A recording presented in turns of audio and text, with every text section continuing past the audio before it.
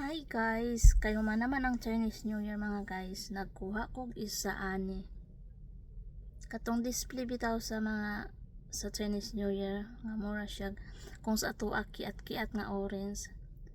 Nagtry kog kuha kay ingon sila kalamansi.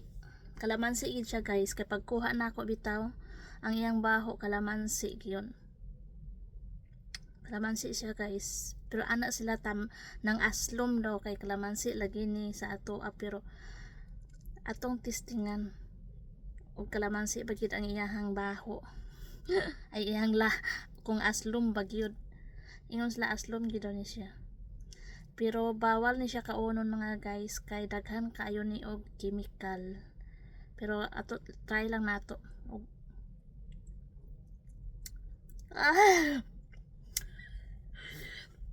kalamansi gid siya guys. Kabidyo ka aslom.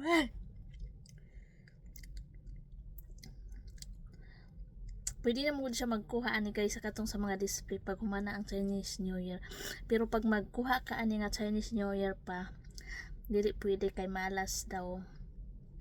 So ganiha dito sa ubos sa building nagkuha ko kay wala pa man nila gipang labay, unya pa na nila ilabay sa mga sunod sa katapusan karong February. Pwede gid ka aslom guys.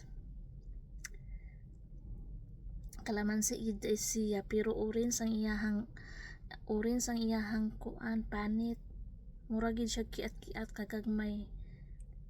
Kalamansi gid siya. Kay iya bitong baho guys no, kalamansi cute. Grabe ka aslom. Di ko pwede magkaog aslom guys kay taas akong acid. Daghan kayo kog dili pwede kaunon kay maghuot na ako ang dughan. Gami kay siya kay aslom kayo. Grabe gid ka aslom, my god. Lami kay ang baho.